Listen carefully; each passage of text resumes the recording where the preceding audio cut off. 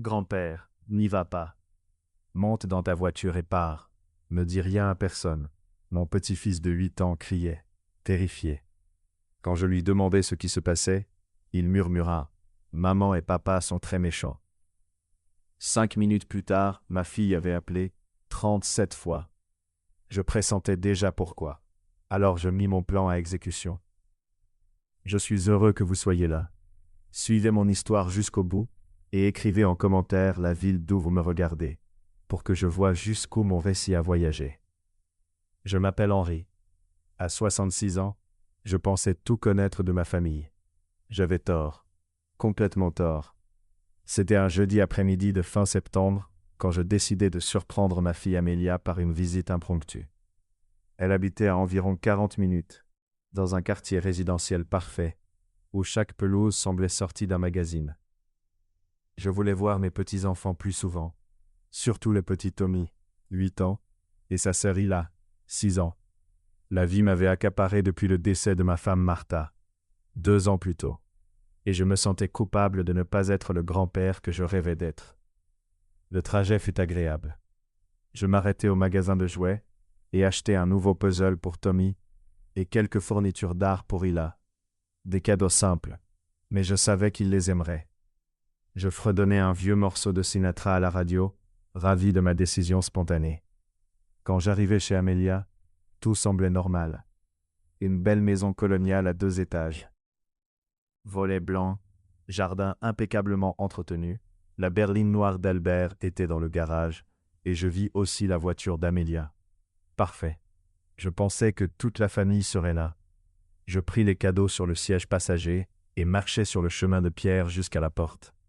Le soleil d'après-midi chauffait mon dos et j'entendais au loin le son lointain d'enfants jouant dans le quartier. L'endroit parfait pour une visite familiale, du moins je le croyais. Avant même que je n'atteigne la porte, celle-ci s'ouvrit brusquement. Tommy surgit, le visage rouge et les yeux grands ouverts, comme envahi par une peur que je n'arrivais pas à identifier. Peur, panique. Il courut vers moi, me faisant presque tomber, et s'accrocha à mes jambes. « Grand-père, n'y va pas, dit-il d'une voix aiguë et pressante. Monte dans ta voiture et pars. Ne dis à personne que tu es venu. » Je posai les cadeaux et m'agenouillai à sa hauteur, le cœur battant à tout rompre. Jamais, en tant que père ou grand-père, je n'avais vu un enfant paraître aussi terrifié. Ses petites mains tremblaient en s'accrochant à ma veste. « Tommy, que se passait-il » demandai-moi, tentant de rester calme, alors que toutes les alarmes de mon esprit s'allumaient. Il regarda par-dessus son épaule vers la maison, puis revint vers moi. « Maman et papa sont vraiment méchants » murmura-t-il, comme si quelqu'un pouvait l'entendre. Ils m'ont dit de ne jamais le dire à personne, sauf au grand-père. Ils sont vraiment, vraiment méchants. Mon sang se figea. La façon dont il parlait, le tremblement dans sa voix, tout son corps vibrant d'une énergie nerveuse. Ce n'était pas un enfant qui dramatise pour obtenir ce qu'il veut. C'était la peur pure. « Tommy, calme-toi » dis-je en posant mes mains sur ses petites épaules. « Peux-tu dire au grand-père ce qui s'est passé, ce que maman et papa ont fait ?»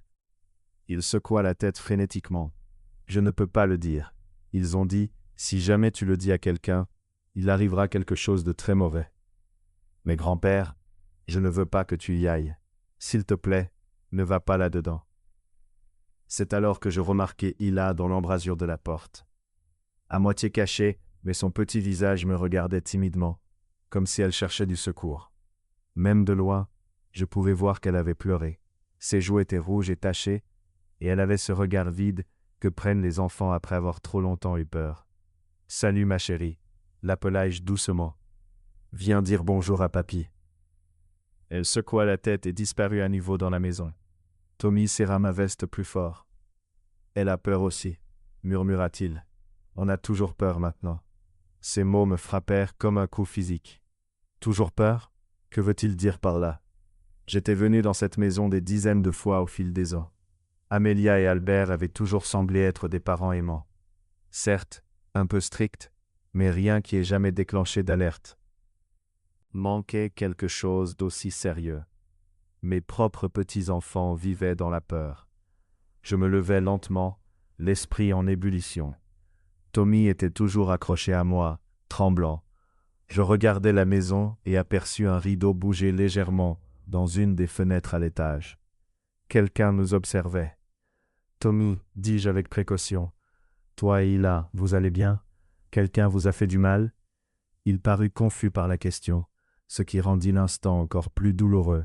« Pas mal comme frappé, dit-il, mais il nous faut faire des choses et disent des choses qui me rendent malade tout le temps. » Avant que je puisse demander de quelles choses il parlait, des pas se firent entendre à l'intérieur de la maison.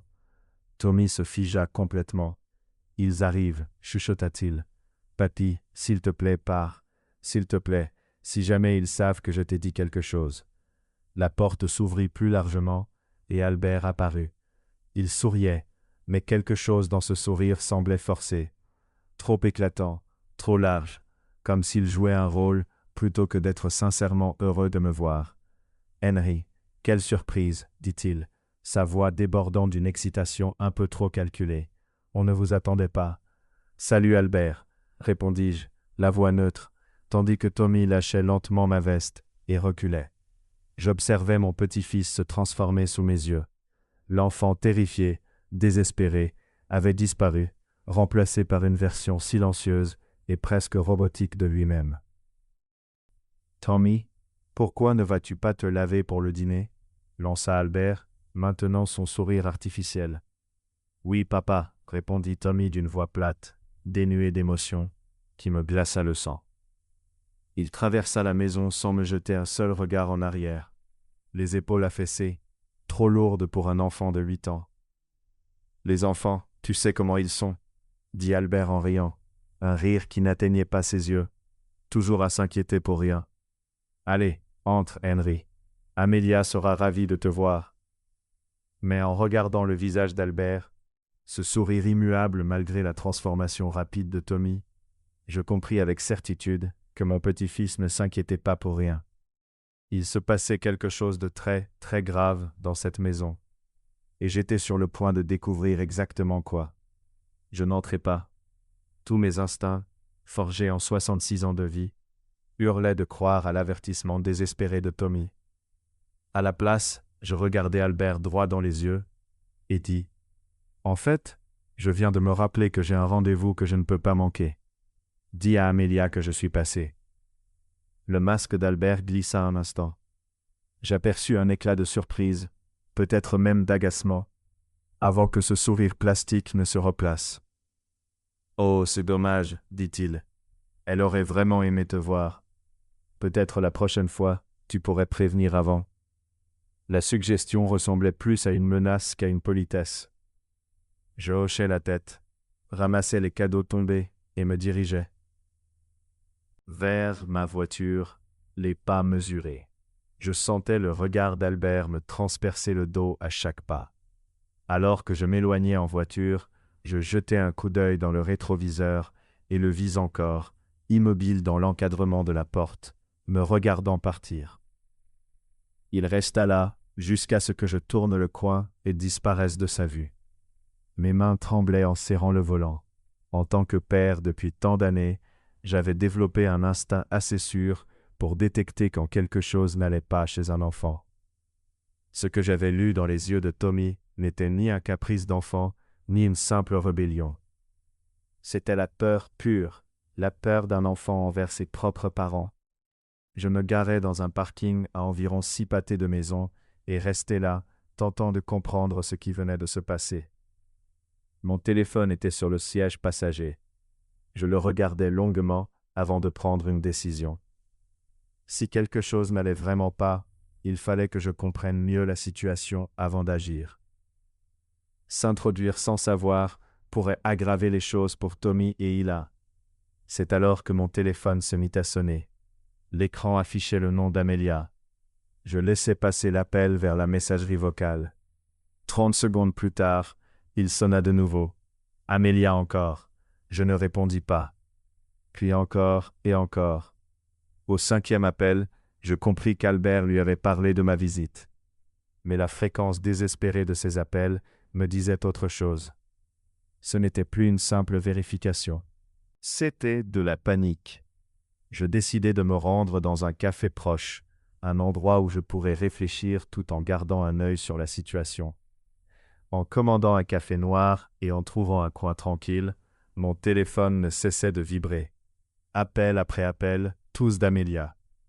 Je sortis un petit carnet que je gardais toujours sur moi et commençai à faire des marques. À la fin de mon café, elle avait appelé 37 fois en moins de 2 heures. 37 fois. Les messages vocaux commencèrent après le 10e appel. Je les écoutais, le cœur serré. « Papa, c'est moi. Albert a dit que tu es passé, mais que tu as dû partir. C'est étrange. Rappelle-moi. Papa, c'est encore Amélia. Je suis un peu confuse sur ce qui s'est passé plus tôt. Peux-tu m'appeler? C'est important. Papa, s'il te plaît, rappelle-moi. Il faut que je te parle de ta visite aujourd'hui. Il pourrait y avoir eu un malentendu. » Au fur et à mesure, les messages devenaient de plus en plus paniqués. Dès le 15e, je percevais la tension dans sa voix. Au 20e, la panique était évidente. « Papa, je ne sais pas ce que Tommy t'a dit, mais tu sais comment sont les enfants. Ils ont une imagination débordante. S'il te plaît, rappelle-moi pour que nous clarifions tout. » Imagination débordante. Ces mots me firent froid dans le dos. Tout était clair. Amélia savait exactement ce que Tommy m'avait dit, ce qu'il avait vu ou vécu, et elle se préparait déjà à balayer cela comme un simple fantasme d'enfant. Ce café jusqu'après la tombée de la nuit. Regardant mon téléphone vibrer encore et encore. Chaque appel non répondu était comme une pièce du puzzle qui se mettait en place. Si tout dans cette maison était aussi parfait qu'il y paraissait, pourquoi Amélia était-elle si désespérée à contrôler l'histoire d'une simple visite familiale? Vers 21 heures, je décidai de retourner dans le quartier, mais pas chez eux. Je me garai dans un petit parc à 3 pâtés de maison, avec une vue dégagée sur leur rue. Je voulais voir ce qui se passait lorsqu'ils pensaient que personne ne regardait. Je me garai sous des arbres et attendis. La maison brillait de toutes ses lumières, comme un sapin de Noël. Chaque pièce illuminée à fond. À travers les grandes fenêtres du salon, je voyais des mouvements. Amélia allait et venait, son téléphone collé à l'oreille. Même de loin, son langage corporel trahissait son agitation. Albert apparut plusieurs fois dans l'encadrement de la fenêtre. Chaque fois qu'il apparaissait, le pas pressé d'Amélia devenait plus frénétique, comme si chaque mouvement de la maison était une alerte à laquelle elle devait réagir. Ils discutaient visiblement de quelque chose d'important, et un mauvais pressentiment me serrait le cœur. Je savais déjà de quoi il s'agissait. Mais ce qui m'a vraiment brisé, c'est d'avoir aperçu Tommy et Hila. Ils sont apparus quelques instants à une fenêtre à l'étage. Et même à cette distance, je pouvais voir qu'ils étaient blottis l'un contre l'autre. 2 petites silhouettes tentant de disparaître. Cette image s'est gravée dans ma mémoire. Mes petits-enfants effrayés et seuls dans leur propre maison, pendant que leurs parents tentaient désespérément de gérer la crise provoquée par ma visite inattendue. Je suis resté là plus d'1 heure. Pendant ce temps, l'activité dans la maison ne ralentissait jamais. Les lumières s'allumaient et s'éteignaient dans différentes pièces. J'ai vu Amélia à plusieurs fenêtres, parfois au téléphone, parfois simplement fixant l'obscurité. À un moment, Albert est sorti et a fait le tour de la maison comme pour vérifier que personne ne l'observait. Il s'est approché de moi plus que je n'étais à l'aise. J'ai compris qu'il était temps de partir. Mais sur le chemin du retour, une pensée ne me quittait pas. Les gens innocents ne se comportent pas ainsi. Des parents qui n'ont rien à cacher ne passent pas 37 appels paniqués parce que leur père est venu les surprendre. De retour chez moi, je me suis enfin assis à ma table et j'ai regardé mon téléphone. Le journal des appels était hallucinant. Amélia avait appelé 43 fois. Il y avait aussi 7 SMS, chacun plus désespéré que le précédent. « Papa, appelle-moi s'il te plaît. Je suis très inquiète pour toi. Ça va? Tommy m'a dit que j'avais dit des bêtises. Les enfants disent parfois des choses étranges. Papa, je viens si tu ne me réponds pas vite. Ne sois pas fâché contre nous. Peu importe ce que tu penses qu'il s'est passé, je peux expliquer. Je t'aime, papa. Parle-moi s'il te plaît. J'ai peur que tu comprennes mal. Le dernier message m'a frappé comme un coup de poing. Elle avait peur que je comprenne mal. Mais mal comprendre quoi exactement? La seule façon de mal interpréter quelque chose, c'est qu'il y ait vraiment quelque chose à mal comprendre. J'ai éteint mon téléphone et tenté de dormir, mais le sommeil était impossible. Je voyais encore le visage terrifié de Tommy. J'entendais son murmure désespéré. Ce sont de très mauvaises personnes, grand-père. Je revivais la façon dont Hila s'était cachée derrière l'encadrement de la porte, trop effrayé pour dire bonjour à son grand-père. Et je me souvenais de l'instant où Tommy avait changé d'attitude dès qu'Albert est apparu, comme un interrupteur qu'on aurait actionné, entraîné à cacher ses véritables émotions en présence de ses parents. Au matin, j'ai su ce que je devais faire. Je ne pouvais pas ignorer ce que j'avais vu, ni laisser les appels incessants d'Amelia m'éloigner de la vérité que Tommy essayait désespérément de me révéler. Mes petits-enfants étaient en danger, et j'étais le seul à le savoir. Le lendemain matin, j'ai pris une décision qui allait tout changer. Plutôt que de rappeler Amelia ou de faire comme si de rien n'était, j'ai décidé de faire quelque chose que je n'avais jamais fait de ma vie. Espionner ma propre famille. Oui, ça peut sembler fou. Un homme de 66 ans rôdant dans le quartier de sa fille comme un intrus. Mais la terreur de Tommy était réelle. Ces 43 appels n'étaient pas la réaction de parents innocents. Quelque chose se passait dans cette maison, et j'allais découvrir quoi. Je suis retourné dans le quartier vers 7 heures du matin, me garant dans une rue latérale où je pouvais voir leur maison tout en restant caché derrière une haie. J'avais mes jumelles, celles que j'utilise pour observer les oiseaux, et je me suis installé pour attendre. Ce que j'ai vu pendant les 3 heures suivantes a complètement bouleversé tout ce que je pensais savoir sur la famille de ma fille. À 7h15, Albert est parti travailler. Rien d'inhabituel. Mais environ 10 minutes après que sa voiture a disparu dans la rue, j'ai aperçu du mouvement dans le jardin. Amelia était sortie avec Tommy et Hila, et même depuis ma position éloignée, j'ai senti que quelque chose n'allait pas. Les enfants restaient parfaitement immobiles, comme de petits soldats au garde-à-vous. Amelia, elle, marchait nerveusement d'un côté à l'autre devant eux. Je ne pouvais pas entendre ses paroles, mais son langage corporel était agressif, en colère. Elle continuait de les pointer du doigt, et à chaque geste, je voyais les enfants tressaillir. Puis, quelque chose s'est produit qui m'a glacé le sang. Amelia a saisi Tommy par les épaules et l'a secoué violemment. La tête du petit garçon se balançait d'avant en arrière, mais il ne criait pas. Il ne réagissait même pas. Il restait là comme s'il y était habitué. Je devais m'accrocher au volant pour ne pas sortir de la voiture sur le champ. Après avoir secoué Tommy, Amelia s'est accroupie à sa hauteur et semblait lui parler directement au visage. Peu importe ce qu'elle disait, il hochait la tête frénétiquement. Lorsqu'elle a terminé, elle s'est relevée et est retournée vers la maison, laissant les 2 enfants dans le jardin. C'est alors que j'ai été témoin de quelque chose qui m'a brisé le cœur. À peine Amelia hors de vue, les enfants se sont effondrés. Pas physiquement, mais émotionnellement. Tommy est tombé à genoux et a commencé à pleurer. Pas des sanglots bruyants ou dramatiques, mais des sanglots silencieux qui secouaient tout son corps. Hila s'est précipité vers lui et a entouré ses épaules de ses petits bras, et ils se sont accrochés l'un à l'autre comme s'ils se noyaient. Ils sont restés ainsi pendant plusieurs minutes, simplement à se tenir et à pleurer en silence. 2 enfants réconfortant l'un l'autre parce qu'ils n'avaient personne d'autre. Je tendais la main vers la poignée de ma porte lorsque Amelia est réapparue. Instantanément, les enfants ont sursauté, se sont redressés. Les pleurs ont cessé, le réconfort a disparu. Ils sont redevenus ces petites statues parfaites, et Amelia les a ramenés à l'intérieur. Je suis resté assis là encore 1 heure, essayant de comprendre ce que je venais de voir. Ce n'était pas une discipline parentale classique. Ce n'était même pas une éducation sévère, mais bien intentionnée. C'était quelque chose de beaucoup plus sombre. Vers 11h00, j'ai décidé de prendre un risque.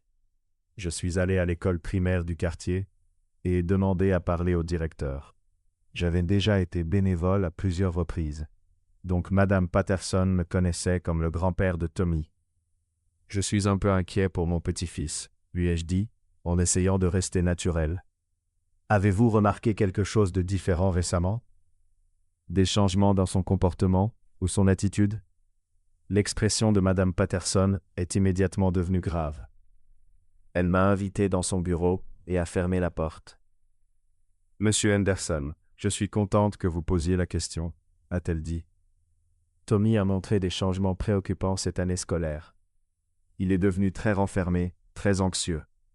Il était l'un de nos élèves les plus extravertis, mais maintenant, il parle à peine, sauf si on lui adresse la parole directement. Mon cœur s'est serré. A-t-il dit quelque chose sur ce qui pourrait provoquer cela? C'est justement ça, a-t-elle murmuré. Quand nous essayons de lui en parler, il devient extrêmement bouleversé, presque paniqué. Il répète sans cesse qu'il ne peut pas parler de ce qui se passe à la maison, qu'il n'a pas le droit de dire quoi que ce soit sur sa famille. Ces mots m'ont frappé comme un coup physique. Pas le droit de dire quoi que ce soit sur sa famille. Ce n'était pas la simple confidentialité de l'enfance. C'était un silence imposé. L'école a-t-elle contacté ses parents à ce sujet? J'ai demandé. Hocha la tête. Nous avons contacté Madame Morrison à plusieurs reprises. Elle a toujours l'air très coopérative et inquiète au téléphone. Mais rien ne semble changer pour Tommy. Au contraire, il semble encore plus anxieux après nos conversations.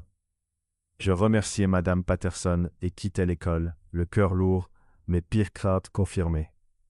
Ce qui se passait à la maison était suffisamment grave pour que Tommy en ressente les effets dans chaque aspect de sa vie. Mais j'avais encore besoin d'informations avant d'agir. Alors, je pris une décision qui allait à l'encontre de tout instinct de politesse et de non-confrontation que j'avais toujours suivi. Je devais trouver un moyen de rester seul avec ces enfants et découvrir exactement ce qu'on leur faisait subir. Cet après-midi-là, je me postai au parc près de leur maison et attendis. Vers 15h30, je vis la voiture d'Amelia entrer dans l'allée. Elle sortit seule. Apparemment, elle avait elle-même récupéré les enfants à l'école, au lieu de les laisser marcher ou prendre le bus. À travers mes jumelles, j'observais Amelia guider Tommy et Hila à l'intérieur de la maison. Mais 20 minutes plus tard, Tommy apparut seul dans le jardin. Il se tenait là, immobile, fixant le vide, avec cette expression vide que j'avais déjà vue ce matin-là. C'était ma chance. Je marchais tranquillement dans le quartier, calculant mon passage près de leur clôture, juste au moment où Tommy y était. Quand j'appelai doucement son nom, il leva les yeux et me vit. À travers le grillage, le visage instantanément terrorisé.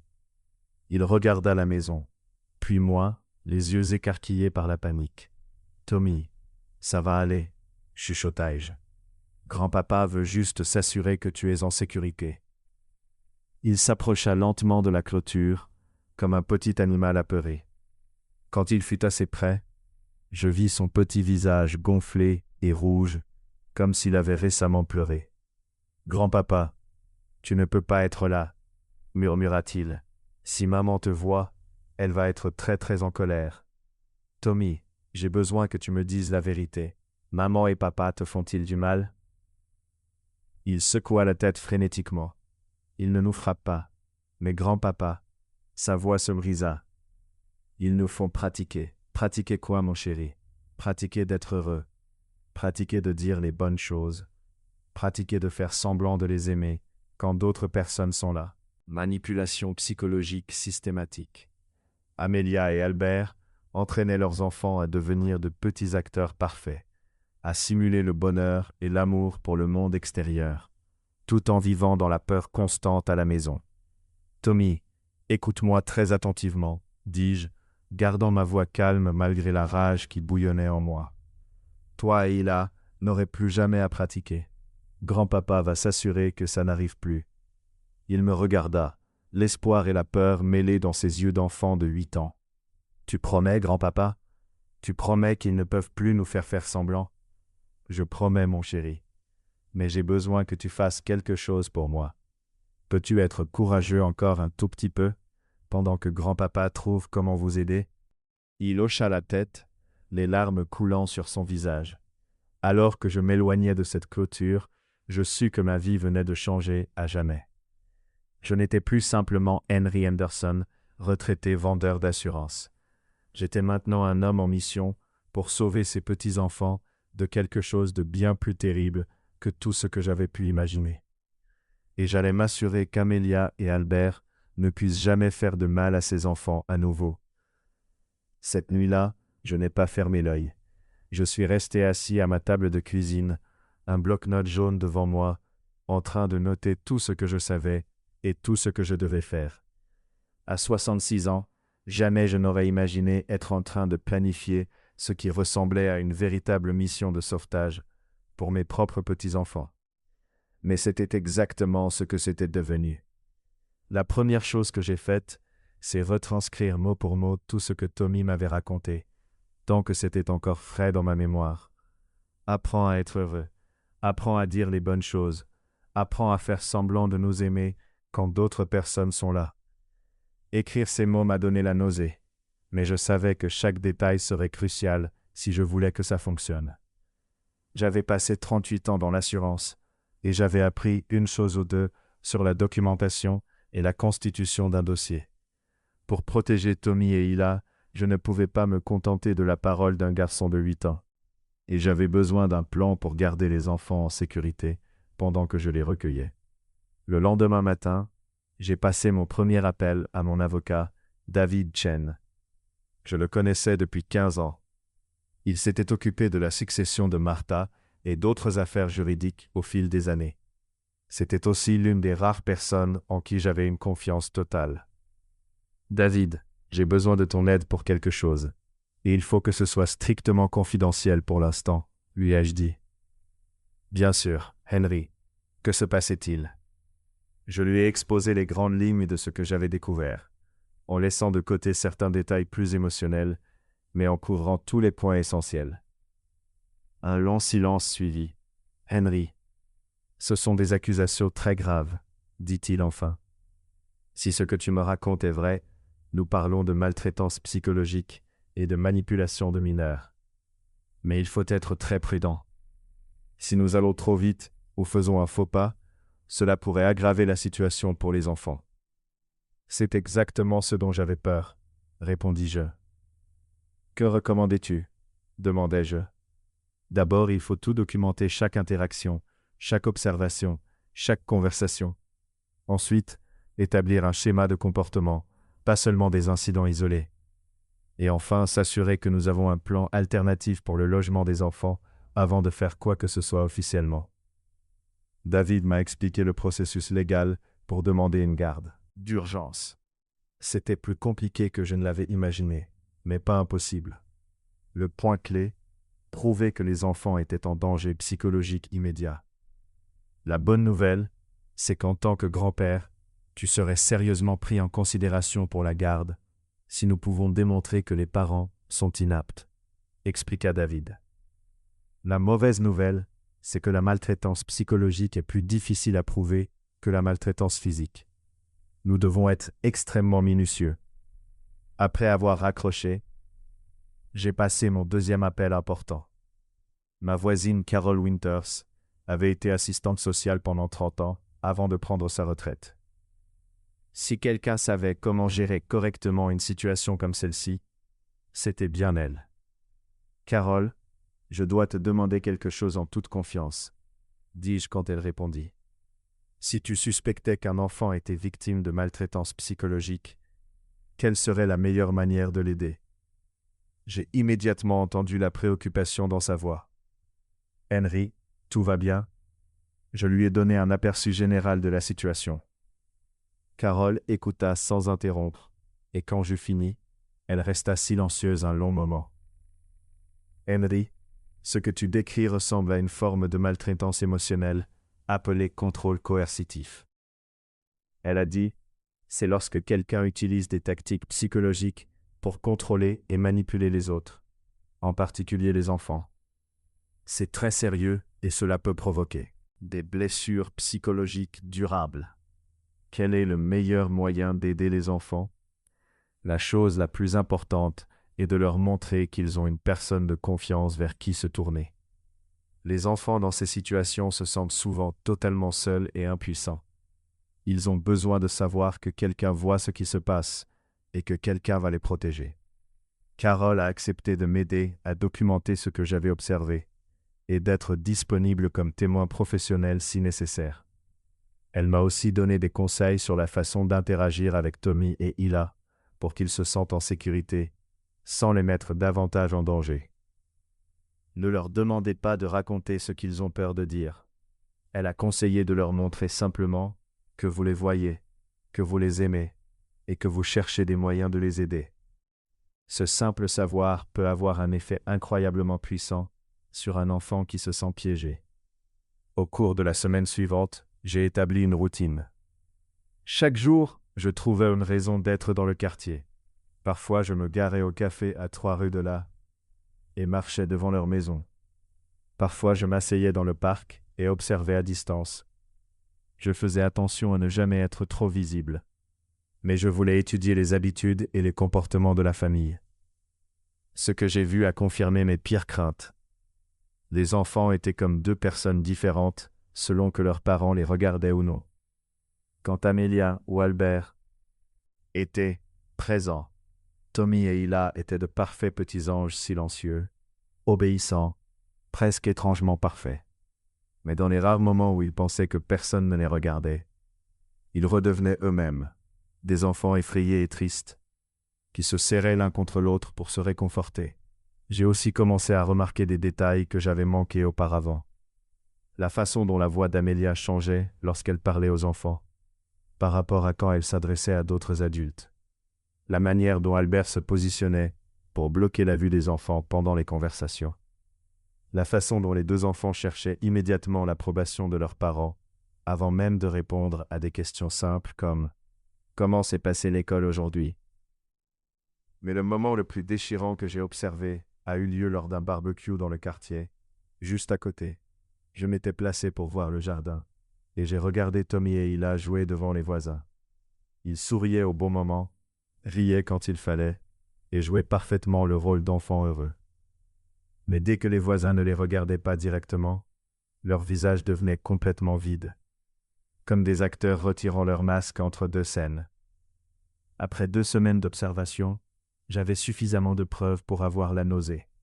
Mais il me fallait encore plus avant de pouvoir agir.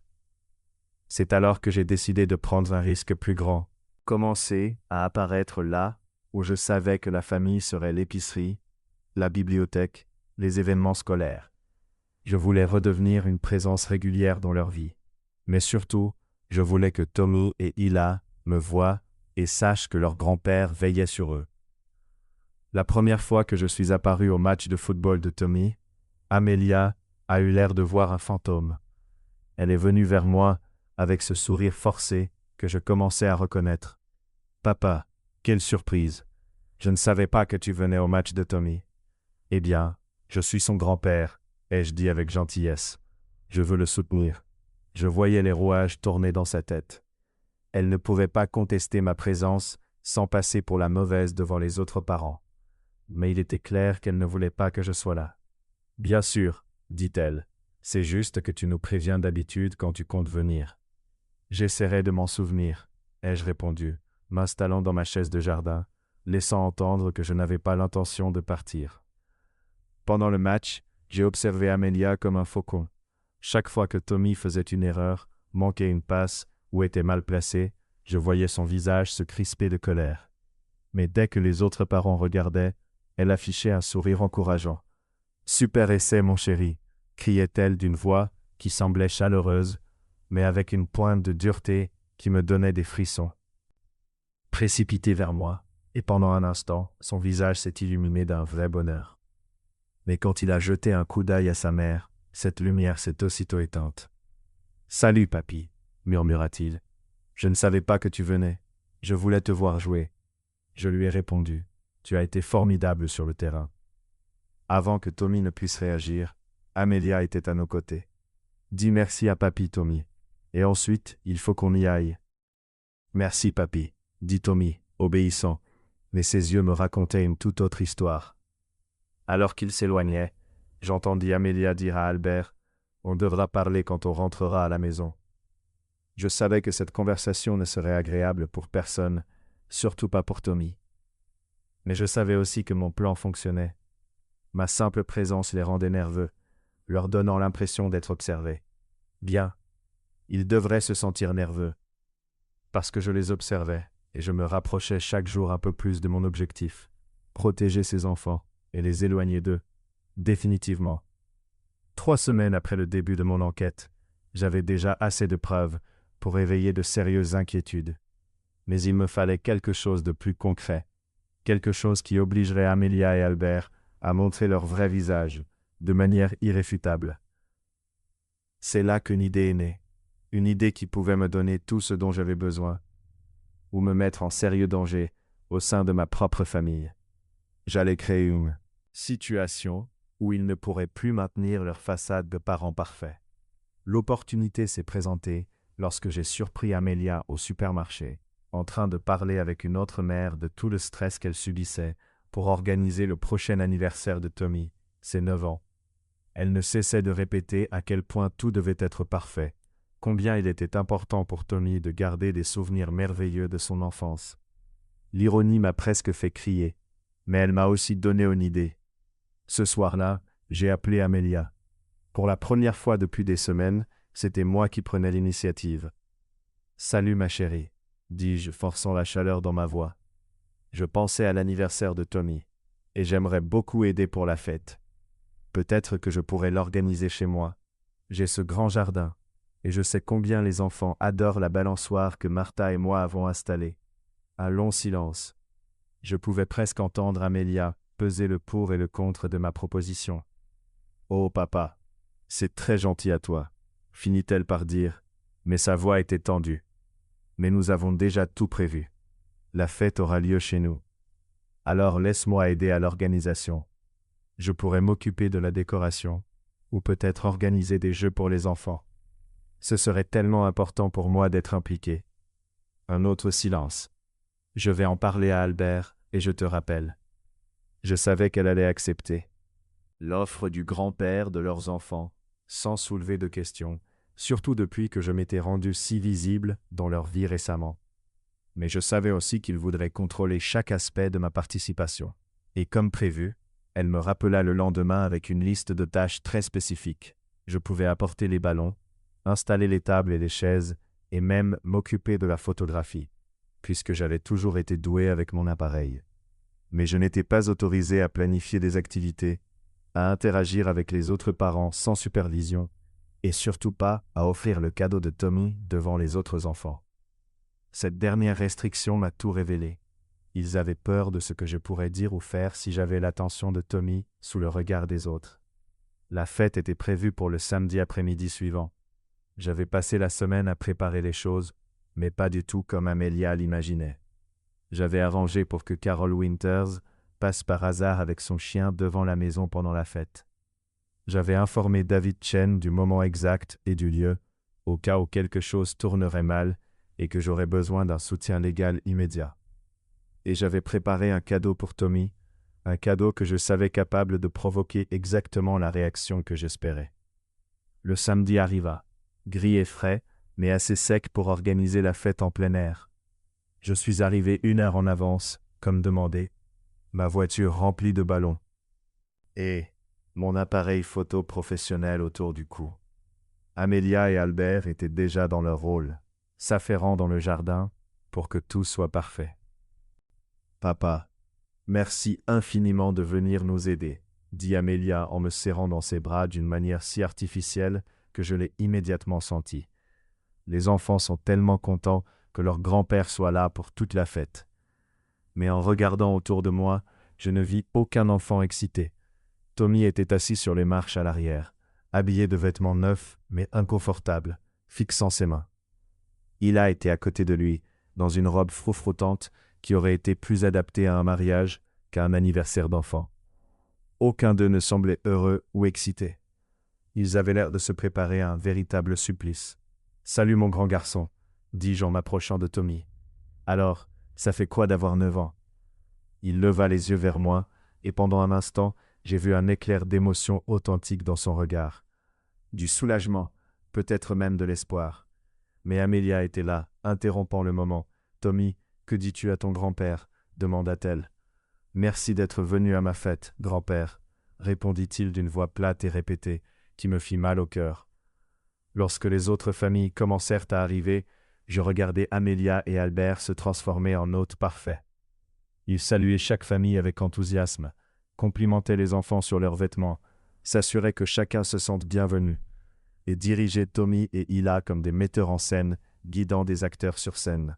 « Tommy, mon chéri, pourquoi ne montrais-tu pas ton nouveau vélo au garçon Johnson ?» suggérait Amelia, et Tommy conduisait docilement les autres enfants vers le garage. « Hila, ma douce, Madame Martinez s'intéresse à ton projet artistique de l'école. Pourquoi ne lui en parles-tu pas ?» Et Hila récitait ce qui ressemblait à une description apprise par cœur de son œuvre. Je prenais des photos tout au long de l'après-midi, mais je ne photographiais pas seulement une fête. Je documentais la performance, le sourire de Tommy qui n'atteignait jamais ses yeux, les regards d'Hila vers ses parents pour obtenir leur approbation avant de parler. Les deux enfants qui s'animaient davantage lorsque d'autres adultes leur prêtaient attention, comme si chaque sourire sincère était un luxe rare.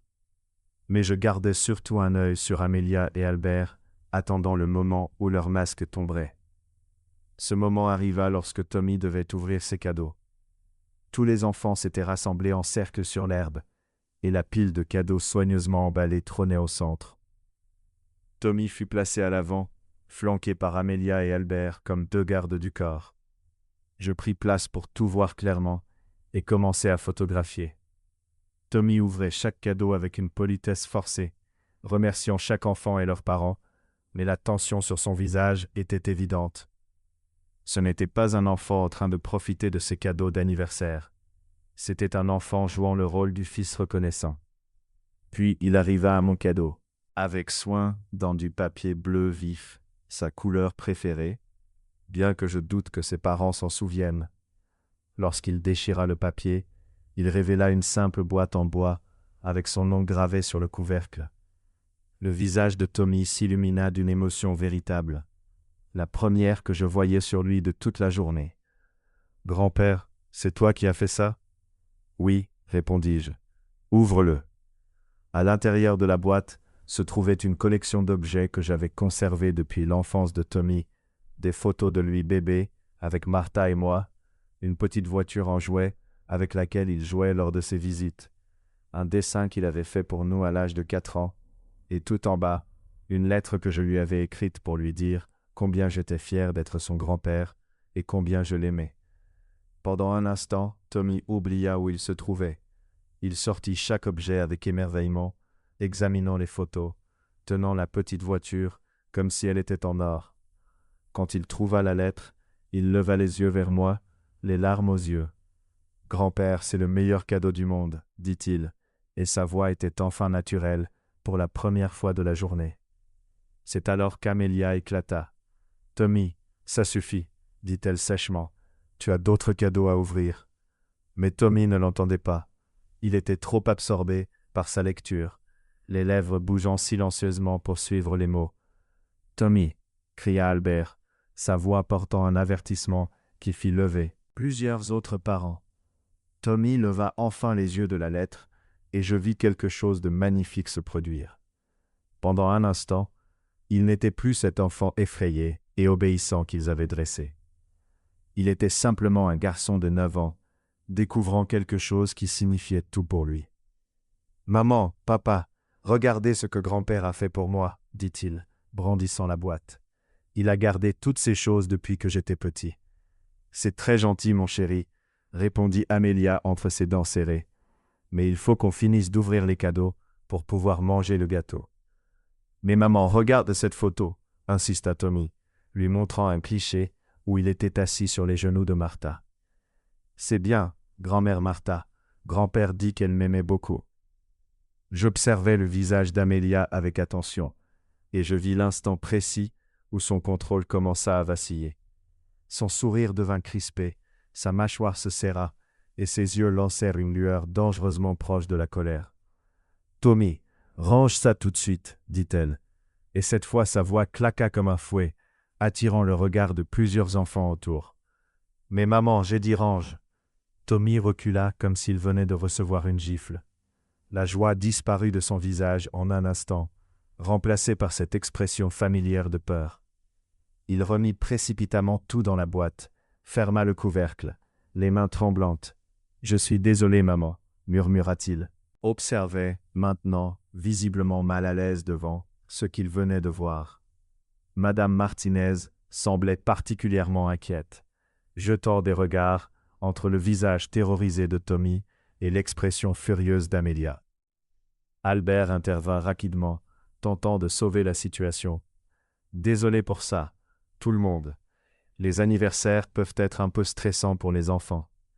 Tommy, pourquoi tu n'ouvres pas le cadeau des Johnson maintenant ?» Mais le mal était fait. J'avais tout capturé sur caméra, et surtout, 8 autres familles avaient été témoins de la perte de contrôle d'Amelia face à l'innocence d'un enfant. Alors que Tommy ouvrait mécaniquement les cadeaux restants, je remarquai plusieurs parents chuchotant entre eux. Madame Martinez continuait de le regarder avec inquiétude. Monsieur Johnson semblait profondément mal à l'aise. Quand la fête se termina 1 heure plus tard, je restai en arrière, attendant que les autres familles prennent congé. Je voulais entendre ce qu'ils disaient à Amelia et Albert. Et surtout, je voulais observer comment ma fille et mon gendre se comporteraient une fois la performance terminée. Je n'ai pas eu à attendre longtemps. Dès que le dernier invité est parti et que nous nous sommes retrouvés seuls dans le jardin, Amelia s'est retournée contre Tommy avec une fureur qui m'a coupé le souffle. « Qu'est-ce que je t'ai dit à propos de te montrer devant les invités » a-t-elle sifflé en saisissant la boîte en bois de ses mains. Devant tout le monde. « Amelia, ce n'est qu'un enfant. » J'ai commencé, mais Albert m'a interrompu froidement. « Henry, je pense que tu devrais partir, » dit-il, son ton glacé. « Les enfants sont fatigués, et il faut ranger. » Mais je ne partais pas après avoir enfin vu derrière leur masque, et certainement pas quand Tommy me regardait avec des yeux désespérés, me suppliant silencieusement de ne pas le laisser seul avec eux. « En fait, dis-je, je crois que nous avons tous besoin d'avoir une conversation. » Le jardin ressemblait à un champ de bataille. Les vestiges de l'anniversaire de Tommy, papier cadeau éparpillé, ballons dégonflés, miettes de gâteau sur des assiettes en carton, créaient un décor étrangement festif pour ce qui allait devenir la confrontation la plus importante de ma vie. « Nous devons parler », ai-je répété, ma voix ferme, malgré l'adrénaline qui bouillonnait dans mes veines. Amelia serrait toujours la boîte en bois de Tommy, ses jointures blanches de colère. Albert s'était placé entre moi et les enfants, comme pour les protéger de moi plutôt que l'inverse. « Papa ?»« Pas maintenant, » dit Amelia, mais je pouvais entendre la panique glisser dans sa voix. « Les enfants doivent rentrer et se reposer. »« Non, » ai-je dit fermement. « Les enfants doivent entendre ça. » Tommy et Hila étaient blottis près des marches, observant le drame des adultes, avec cette attention terrifiée que seuls des enfants, ayant appris à lire le danger dans chaque mot, peuvent avoir. « Henry, tu dépasses les limites, » dit Albert, sa voix portant ce ton menaçant que j'avais déjà entendu. « Ce sont nos enfants, et nous les gérerons comme nous l'entendons. »« Gérer » ai-je répété, laissant les mots flotter dans l'air. « C'est comme ça que vous appelez ce que vous leur faites subir ?» Le visage d'Amelia est devenu pâle. « Je ne sais pas ce que tu crois avoir vu. Mais j'ai assez vu, ai-je coupé. J'ai vu que vous les entraînez à feindre le bonheur. J'ai vu leurs larmes silencieuses quand ils pensent que personne ne regarde. J'ai vu leur sursaut quand vous élevez la voix. Et je viens de vous voir punir un garçon de 9 ans pour être excité par un cadeau de son grand-père. » Le silence qui a suivi était assourdissant. Tommy a de nouveau commencé à pleurer. Ces larmes silencieuses, déchirantes, que aucun enfant ne devrait jamais verser. « Tu ne comprends pas, » dit Amelia, mais sa voix avait perdu toute autorité. « Tu ne sais pas à quel point c'est difficile d'élever des enfants aujourd'hui. Ils ont besoin de structure, de discipline, d'amour. Le vrai amour, ai-je répliqué, pas cette affection de façade qui disparaît dès qu'ils sortent du rang. » Albert s'est avancé, le visage rouge de colère. « Tu n'as pas le droit de venir chez nous pour nous dire comment élever nos enfants. Tu venais à peine nous voir avant la mort de Martha, et maintenant, soudainement, tu es un expert en parentalité. Un fond de vérité. Mais je n'allais pas laisser la culpabilité me détourner de ce qui devait se passer. Tu as raison, ai-je dit. J'aurais dû être plus impliqué avant. J'aurais dû voir ce qui se passait plus tôt. Mais je suis là maintenant, et je ne partirai pas tant que ces enfants ne seront pas en sécurité. En sécurité, Amelia a ri, mais c'était un rire amer, désespéré. De quoi étaient-ils censés être protégés? Nous leur donnons tout. Nous nous assurons qu'ils ne manquent de rien. Vous les terrorisez, murmurai-je doucement. Vous allez transformer vos propres enfants en acteurs d'une pièce où la seule émotion acceptée est l'obéissance. Derrière Albert, je voyais Tommy tenter de réconforter Hila, qui avait commencé à trembler. Même au cœur de cette crise, ce petit garçon se souciait plus du bien-être de sa sœur que de sa propre sécurité. C'est alors que je sortis mon téléphone et lançai l'enregistrement que j'avais fait de ma conversation avec Tommy près de la clôture, 3 semaines plus tôt. Pratique d'être heureux, pratique de dire ce qu'il faut, pratique de faire semblant de nous aimer quand d'autres personnes sont là. La petite voix terrifiée de Tommy résonna dans le jardin, et je vis Amelia et Albert réaliser, en même temps, que leur monde soigneusement construit s'effondrait sous leurs yeux. « Tu l'as enregistré » murmura Amelia, le visage blême. « Tu as enregistré notre fils sans notre permission. » J'ai documenté un enfant demandant de l'aide. Et j'ai 3 semaines d'observation, de photographies et de témoignages qui confirment tout ce qu'il m'a dit. Albert se précipita vers moi, mais je reculai calmement. Je ne le ferai pas à ta place, pas avec les enfants qui regardent, et pas quand Carol Winters a enregistré toute cette conversation depuis la clôture. Amelia et Albert se retournèrent pour voir Carol, debout juste au-delà de leur terrain, son téléphone clairement visible dans ses mains. Ancienne assistante sociale, son témoignage aurait un poids considérable devant n'importe quel tribunal. « Vous nous avez piégés », murmura Albert, incrédule. « J'ai simplement créé une opportunité pour que vous révéliez votre vraie nature, répondis-je, et vous n'avez pas déçu. » Amelia s'affaissa dans une chaise de jardin, serrant toujours la boîte en bois dans ses mains. Pour la première fois depuis le début de ce cauchemar, elle ressemblait à ce qu'elle était vraiment, une femme brisée qui avait fait payer sa douleur à des enfants innocents. « Nous n'avions jamais voulu leur faire du mal, » murmura-t-elle. « Mais vous leur avez fait du mal, » dis-je doucement, chaque jour, d'une manière qui pourrait mettre des années à guérir. La question maintenant est, allez-vous me laisser les aider, ou faudra-t-il passer par la voie difficile? La conversation qui suivit fut douloureuse, mais nécessaire. J'expliquai exactement ce qui allait se passer. Tommy et Hila rentreraient immédiatement et définitivement avec moi.